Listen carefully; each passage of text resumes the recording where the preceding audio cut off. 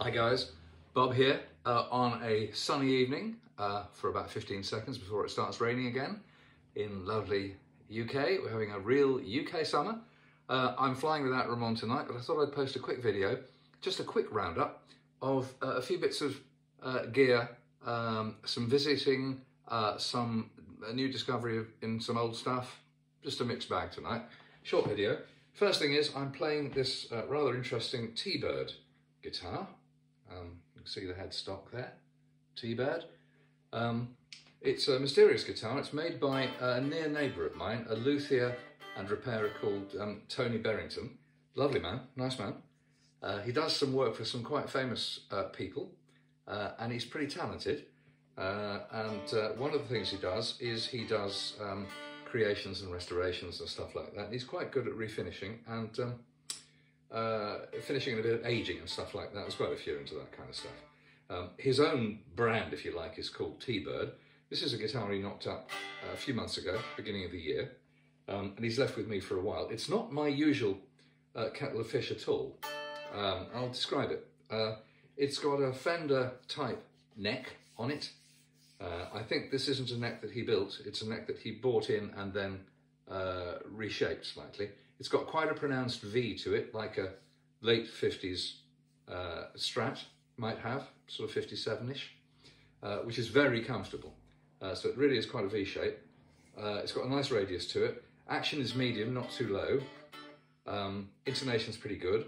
And then the neck is attached to an offset body, kind of jazz mastery shape, which I'm not used to offsets. I haven't got any offsets myself. It's very comfortable, but this is less smooth than a Fender. It's got more, the corners are more like a Gibson, like a Junior really, or, you know, they're thicker than the Firebird, but more like a Junior. And that makes it feel a bit more lumpy. It's got a slight belly carve in the back here. You probably can't see the checking, but I'll put it close in case you can see any of the finish checking on this. The finish checking across this sort of pale Lake Placidish blue is quite nice. So, as I say, it's kind of an offset body with a kind of Gibson edge profile.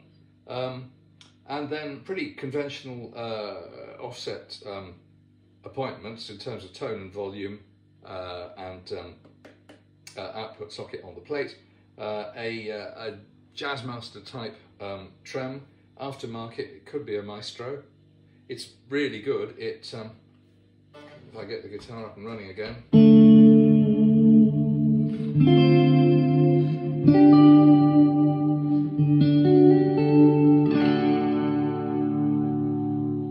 This is not a whammy for a dive bombing. This is a whammy for really creating movement and kind of ambient sounds, and it's really good because the long trem arm you get it's quite accurate.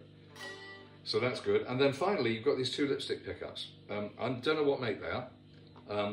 And you've got a four-way selector switch, so you've got neck and bridge in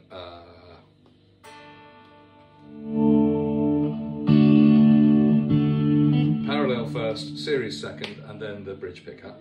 I've got the pickups adjusted so they're more or less equivalent in volume, but that means that the neck pickup is really quite low in the body and the bridge pickup is quite high. Now, I've never owned a guitar with lipstick pickups before. I've played a few. And these aren't superheated ones. They're pretty regular lipsticks. They're quite low output. And they're not really my cup of tea, because I tend to play kind of leady stuff really, and these are much more about ambient. But this guitar is a really nice ambient.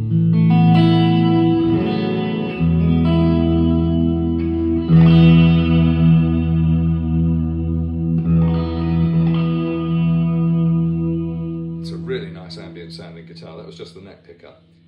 So quite an interesting piece of work. Am I going to buy it? Probably not, because, as I say, it's not really my stock in trade. But do I like having it as a guest? Yeah, you bet, big time. So big shout out there for Tony Berrington. If anyone's interested, make a comment on this video, and I can always put you in touch with him. But he's a good friend. He's a good guy and pretty talented. So that's the Tony Berrington T-Bird, serial number 00001, as I say. Now, connecting to my amp rig, which I'll describe in a minute, I'm using an Axe custom cable made by a lovely gentleman called Stuart Dixon in Northamptonshire. He's a great guitar player too, proper grown-up serious player. And as a sideline, he's got this cable business going. This is an interesting cable because it's a low capacitance VDC cable with a rather special Nutric jack. It's switched so I can unplug it without noise. The jack looks like that, and it's got a twiddly 4-position switch, rotary switch on the end of it. And it's a silent jack too. Really clever. It's a bit of a fiddle to wire up, but he did it and I didn't do it, so that's no problem. It basically, what this cable does is it adds or subtracts capacitance from the cable. And what that does, without getting too geeky about it, is it's sort of like an EQ, but it's a bit more like a wah than an EQ, because it moves the resonant peak, which is the circuit between the amplifier, the pickup, and the capacitance of the cable. As you increase the capacitance, you move the resonant peak lower in the frequency range, and so the guitar gets a little darker.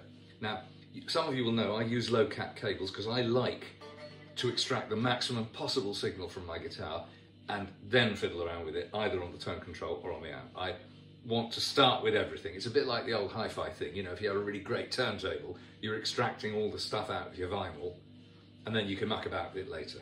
So I come from that school of thought. So on the lowest capacitance, this is really quite an open and transparent cable. But as you go around clockwise, you actually you decrease that resonant peak, increase the capacitance, and the cable gets darker. The first 2 positions are really nice. The third position is probably a bit like one of those 60s coiled cables that are coming back into fashion, because people have realised that particularly with Strats and Marshalls, they just darken the sparkiness off of it.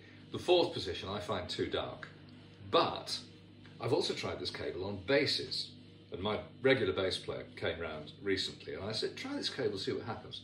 Unbelievable, really good. So if you're a bass player and you're looking for a bit of extra tweakiness in your sound, maybe try one of these cables out. Either the ready-made one from Axe Custom Cables, or if, you know, like me, you're a bit cheap and you're a bit handy with a soldering iron, you can always knock one up yourself with one of these Nutric jacks and cable and jack at the other end of your choice. So that's the cable. And then the third thing I wanted to talk about for a minute tonight is back to my trusty floorboard, my Boss MS-3, which you've heard me wax lyrical about several times in videos before. I've had the thing for a few years. Constantly surprises me, constantly delights me. I think it is the best single piece of guitar kit I've ever bought. It's not the highest end, it's not like a mega amp or, you know, a covetable vintage guitar. It's a working tool. It's very easy to use, it's very compact, goes out to gig with me all the time, usually get nice comments back about my tone. So, and it's not cheap, it's a £400 piece of kit, but it does everything. And if, as I've got it set up at the moment, you have it connected via the 4-cable method, so I've got the drive effects in front of the amp and all the time effects in the loop of the amp, so you don't get them distorted, it's really good. The reason I'm mentioning it tonight is that I was noodling around the other night, mucking about, and I found an echo, a kind of echo in it that I'd not found before. It's not a software update, it's been there all the time, I just ignored it. It's called a Terra Echo, and it's a clone of a Boss pedal called a Terra Echo, which does funny, slightly gadgety things to the Echo delays. Instead of it just going it kind of goes it'll change the tone of the delays, but not like a tape delay which just gets darker and darker and then fades into nothing. It does a bit more than that, and it can even do things like closing the delays up as they go on, so they accelerate and things like that. All of which is a bit gimmicky for me, for my taste. But it is a nice sounding echo, you know.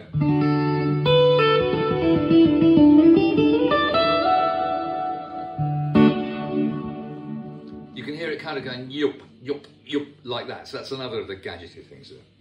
But the best thing about it is that, like the pedal that it seeks to emulate, a Boss pedal, it's got a freeze function. So what you can do, and this is so useful, I've got the unit programmed so that the same button that engages the patch also, if you hold it down, holds the freeze. So let's just play an A octave. Okay, it's holding it. So I can then, or whatever, over the top. And if I feel like, you know, changing the note, I just go. Got a frozen C major 7 in there. So, you know,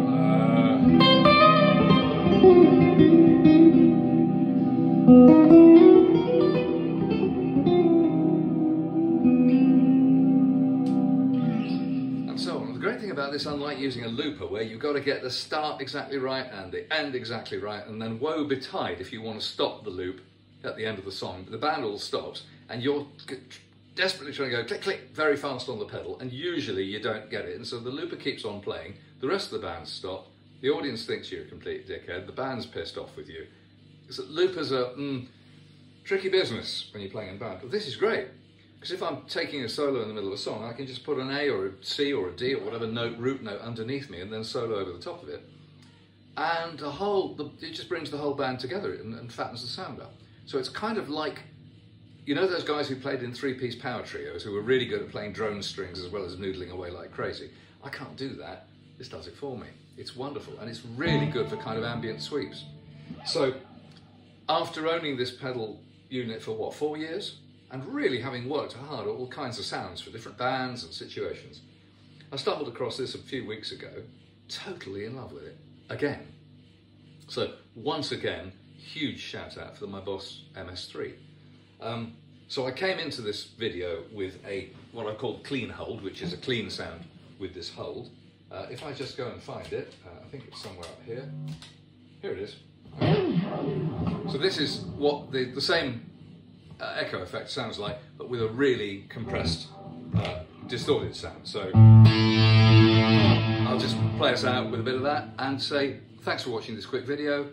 Until next time, probably with Ramon, because we've got quite a few really tasty guitars already in the can that we're going to be publishing any moment now, and yet more to come, and some more news to come, so lots to come. But for now, here's a bit of noise to just play us out, and I'll see you next time. Cheers.